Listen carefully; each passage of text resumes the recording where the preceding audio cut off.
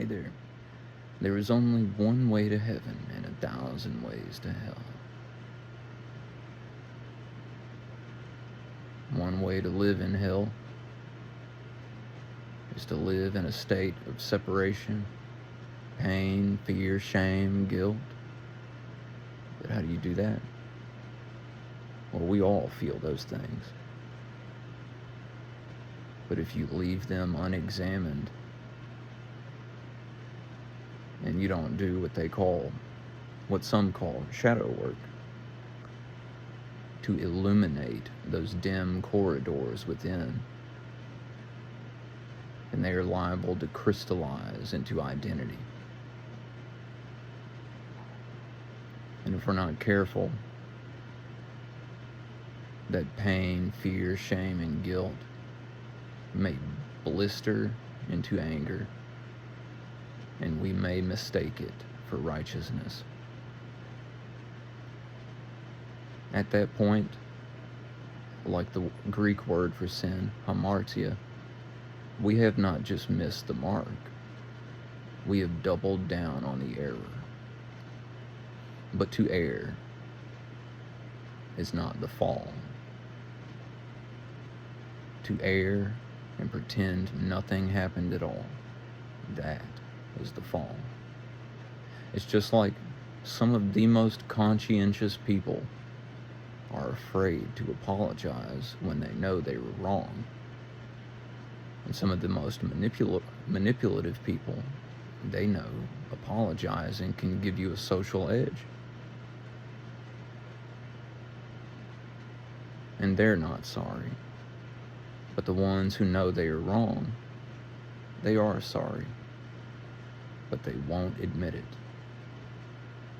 And they think to bottle those things up will somehow keep it from hurting. But that's how you walk around with the weight of it on your shoulders. Many of us are too hard on ourselves in many ways. I think it is a result of the way many of these systems are. But all of these systems are connected in some way or another. Many of us, when we start out, we're rushing through everything. Run, run, run, run, grab, grab, grab. Don't slow down too much or you'll see the scenery. And then where will we be? The crowd will move on without us. But how worthwhile was their company if they cannot even take a moment's recognition to stand with you and watch the sunset? And what is the crowd chasing? Usually a ghost. A cold, lifeless echo from a past that is long gone, led by people who are trying to keep that breathless echo alive. It's just like how some guys think for a guy to cross his legs or paint his nails means he's gay. But no matter how many times I cross my legs or paint my nails, still not gay. Who lied to me? To deny oneself a comfort as simple as crossing one's legs in strict obedience to social norms is to allow oneself to be dominated by a breathless idea of no mirth, no substance. There isn't even anything there. You're painting your nails again, Bobby? That's gay. You need to obey. Obedient, aren't they? We can't just let people be who they are, can we? But wait a second.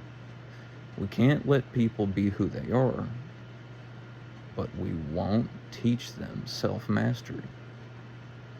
That's very odd.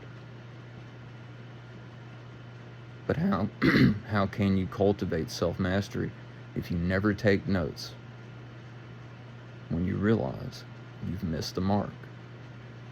You shot the arrow. Dang it, I missed.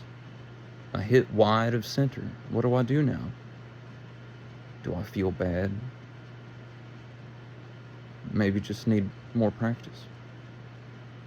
Where did I hit? Where was I aiming? Just tighten up a little bit.